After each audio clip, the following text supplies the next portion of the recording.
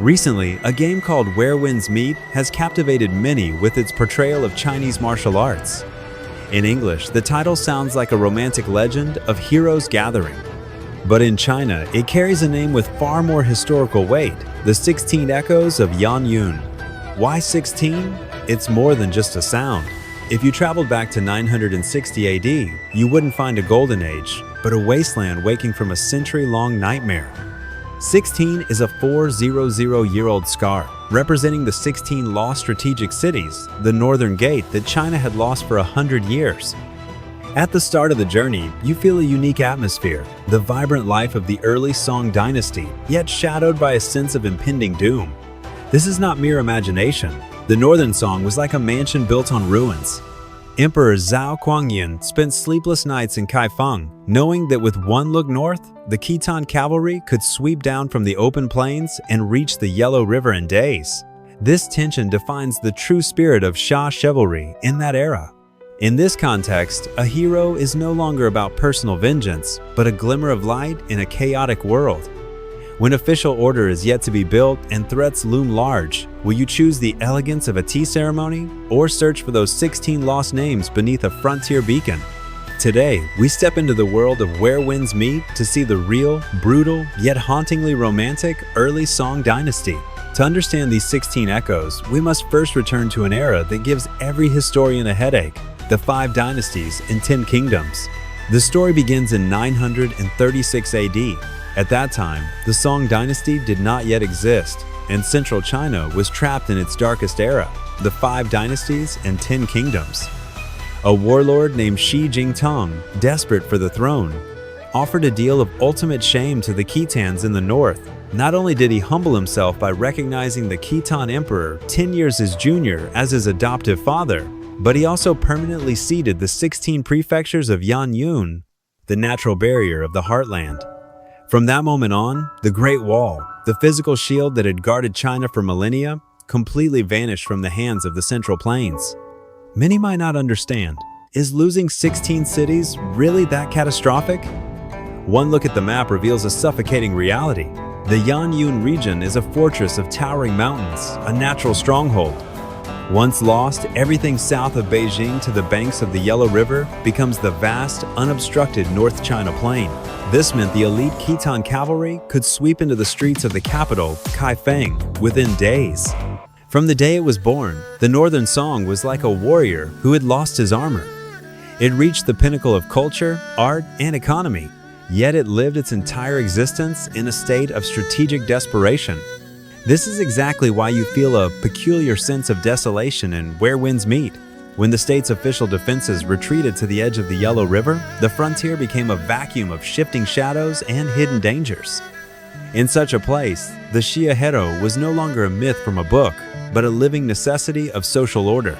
They navigated between beacon towers and fought for survival amidst the ruins. While Emperor Zhao Kuangyin agonized over his imperial power, the wanderers we play in the game are searching for the lost dignity of this shattered land. After establishing the Song Dynasty, Zhao Kuangyin faced an extreme paradox. To end a century of military coups and chaos, he chose to prioritize civil rule over military power, stripping his founding generals of their command with a simple cup of wine. The state began to consolidate its martial force, attempting to govern the world with a refined order. However, in those 16 lost cities along the frontier, within the shadows beyond the reach of official power, another force was growing wild. This was the world of martial arts. In Where Winds Meet, the most captivating mechanic is mimicking the skills of others. This is more than just gameplay, it's a profound tribute to that era. When the state no longer promoted individual martial prowess, the people's martial arts became a form of self-salvation with a rebellious intent. These heroes no longer belonged to any army. They wandered through marketplaces and wilderness, learning medicine to heal and mastering mechanisms to survive.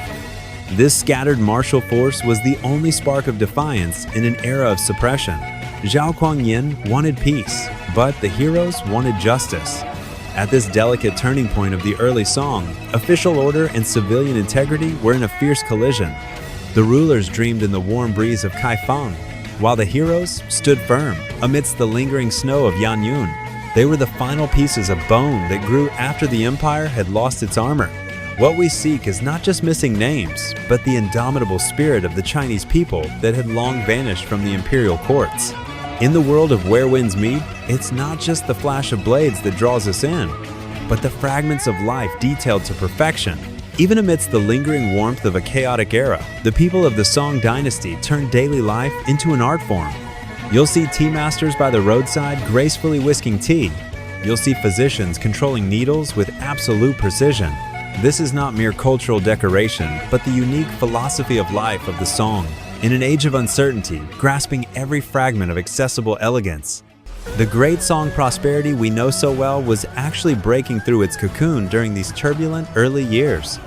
Emperor Zhao Kuangyin dismantled the strict ward system of the Tang. Cities no longer had curfews, and the rhythmic crack of storytellers' gavels echoed from entertainment quarters. This was a vitality born of freedom. Every street you walk in the game is a step into the eve of Along the River.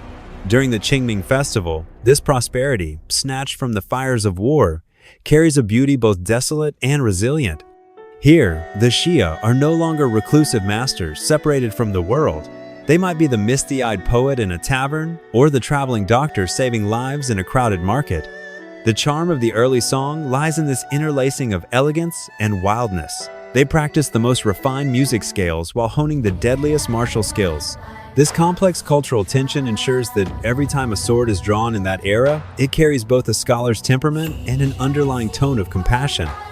At the end of this journey, we return to the original question: why the 16 echoes?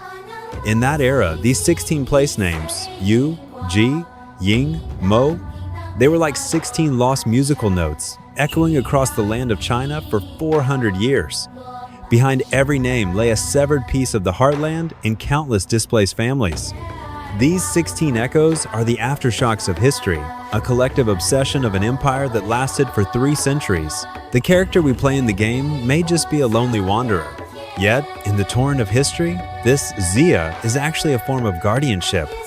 When the state lost its shield and the imperial court chose compromise, it was these individuals, walking through wind and snow, who used their blades and integrity to guard the final dignity of civilization. They might not have been able to change the fate of the 16-seated prefectures, but they proved that as long as someone is still calling out, the soul of this land is never truly lost. The English title, Where Winds Meet, actually captures a beautiful sentiment: where the winds rise, legends gather. This dialogue across 1,000 years is presented to us once more through a game. By understanding Yan-Yun, we understand the most helpless yet romantic era of the Song Dynasty. If you have ever stood upon the wastelands of Yan-Yun, did you also hear those 16 echoes crying out through time? And thank you for joining me on this journey through history.